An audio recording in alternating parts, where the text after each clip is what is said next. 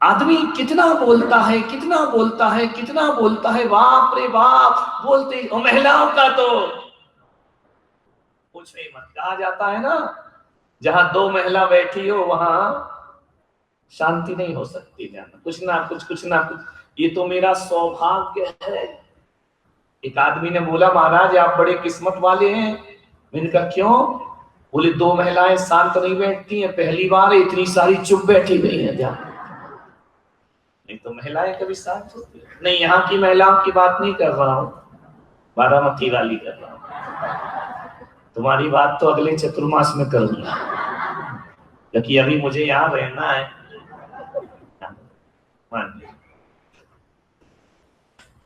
इतना बोलता है, इतना बोलता है आदमी, इतना बोलता है, इतना बोलता है, बाप रे बाप। दिन भर बोले तो बोले, रात में भी बोलता है। और रात में बोले यहां तक भी चल जाए। कुछ तो ऐसे हैं जो नींद में भी बोलते हैं, बड़बड़ बड़बड़ बड़बड़ बड़बड़ लगे रहते। आदमी के मुंह बंद ही नहीं होता कम से कम। इसलिए आचार्यों ने जैन मुनियों को कहा है रात्रि में नहीं बोलना। दिन भर तो बोल लिए भाई, कितना बोलोगे? और यदि मैं रात में बोलता ना तो तुम रात में भी मुझे छोड़ने वाले नहीं। इसलिए रात में बोलना बंद। वो कितना बढ़िया नियम है, रात में महिलाएं प्रवेश ना करें, क्योंकि महिला वो है जो अच्छों अच्छों का मन तोड़वा देगी। ख्याल रखना, विचार सोचना है। बोलो। आदमी बोलना कितने उम्र में सीख जाता है? कितने साल में बोलने लगता बच्चा? ये बताओ ना भाई, मुझे कोई एक्सपीरियंस थोड़ी है। 1 साल में? बहुत बढ़िया। 1 साल में आदमी बोलना सीख जाता है। मनुष्य का जो बच्चा होता है वो साल भर में बोलना सीख जाता है। लेकिन अफसोस है मुझे ये देखकर, जानकर कि 1 साल में हम लोग बोलना तो सीख गए, लेकिन बोलना हमें जिंदगी भर भी नहीं आता है। पूरी जिंदगी गुजर जाती है आदमी बोलना।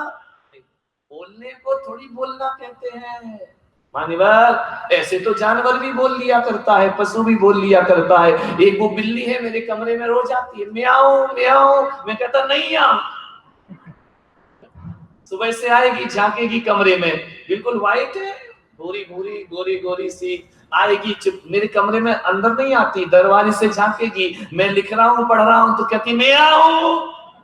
इनका नहीं आऊं, छोटे महाराज के कमरे में जाओ, मैं पढ़ रहा हूं, चुपचाप चली जाती। बड़ी समझदार बिल्ली। नागपुर में, ये पूना में बिल्लियां बहुत समझदार है, बहुत ही समझदार है। वो कुछ नहीं बोलती है, ध्यान मानिए। मीठा बोलो, कम बोलो। भगवान महावीर ने मुनियों को कहा है चल जाए तो मत बोलो। वचन गुप्ती शास्त्रों में लिखा। कल मैं पढ़ रहा था, वचन गुप्ती मुनि से कहा भगवान महावीर ने, दीक्षा लेते ही मौन हो जाओ, बोलने की कोई जरूरत नहीं है। नहीं चलता है तो भाषा समिति थोड़ा बोलो, हित मित प्रिय बोलो, ध्यान रखना। चल जाए तो मत बोलो, ना चले थोड़ा बोलो, हितकारी बोलो, मीठा बोलो और सच बोलो। ध्यान रखना। भगवान महावीर ने 3 व्रत दिए हैं जुबान के। पहला व्रत दिया है वचन गुप्ती, वचनों को गुप्त रखो।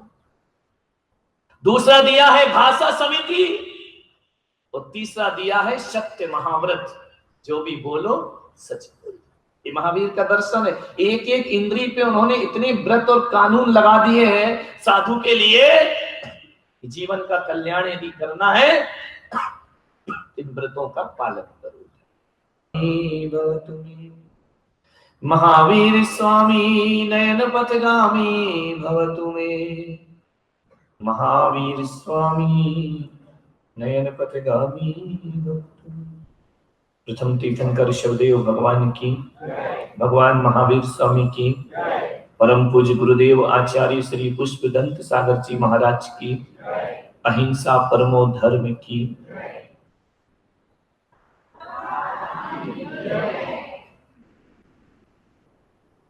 प्यारी प्यारी अध्यात्मा, जीवन का एक सूत्र है, जीवन जीने का, आनंद में जीवन जीना है, सुकून से जिंदगी जीना है, इस जीवन में कुछ अर्जित करना है, इस जीवन से कुछ प्राप्त करना है, इस जीवन में कुछ उद्देश्य लेकर के मरना है। दो तीन चीजें याद रखो अपने जीवन में, ज्यादा नहीं, दो तीन बातों से जीवन संवर सकता है। जी,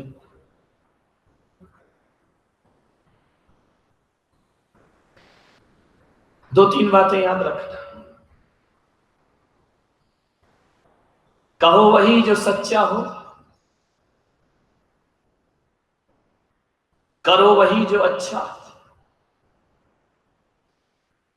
कहो वही जो सच्चा हो, करो वही जो अच्छा हो, बोलो वही जो मीठा हो, गाओ वही जो गीता हो, देखो वही जो सत्यम शिवम सुंदरम हो, खाओ वही जो प्रसाद हो, पियो वही जिसमें अनहद नाद हो, चाल वही जिसमें चरित्र हो, और काम वही जो पवित्र हो। ये जीवन का सूत्र होना चाहिए।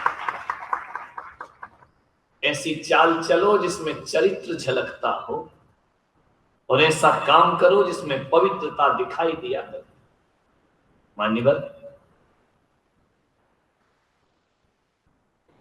मिठाई तो हर बार मीठी बनती है, मिठाई तो हर बार मीठी बनती है, आओ यहां बैठकर व्यवहार मीठा बनाए, जुबान मीठी बनाए, तो हमारा जीना सार्थक हो। ध्यान रखना, जीव एक है, कान दो है। विचार करना, जीव एक है, काम दो है। वह संदेश दे रही है प्रकृति हमको कि सुनो ज्यादा, बोलो, सुनो ज्यादा, बोलो कम। लेकिन आदमी इतना होशियार है, बोलता ज्यादा है, सुनता कम। दो कानों से सुनो।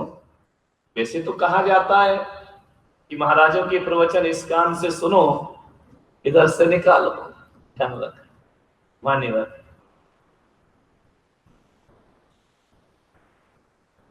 दो कानों से सुनो और एक जुबान से बोलो। कभी ख्याल किया आपने, इस शरीर में प्रकृति ने ऐसी रचना दी है, हर चीज दो दो है। आंखें कितनी है? दो है। कान कितने हैं? नाक कितनी है? एक।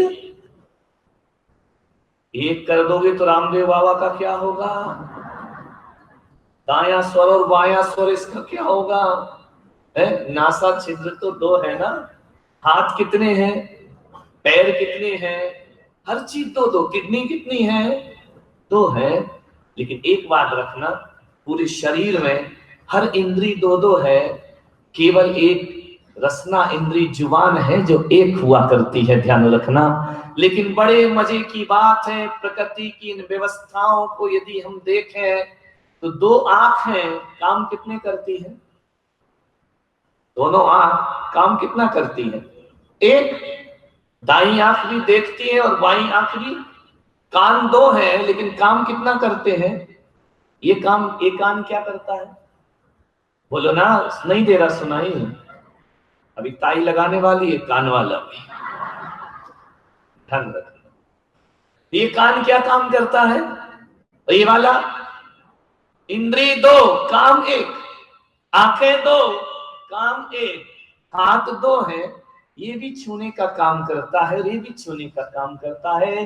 पैर दो है, वह दोनों पैर चलने का काम करते हैं। ध्यान रखना, जो दो दो इंद्री है वो एक काम करती है, और जुबान एक है लेकिन दो काम करती है। ध्यान रखना, सोचना, व्यवस्था को देखो, जो अकेली है वो डबल काम करती है। इसके दो काम है, एक तो चखना और एक बकरा।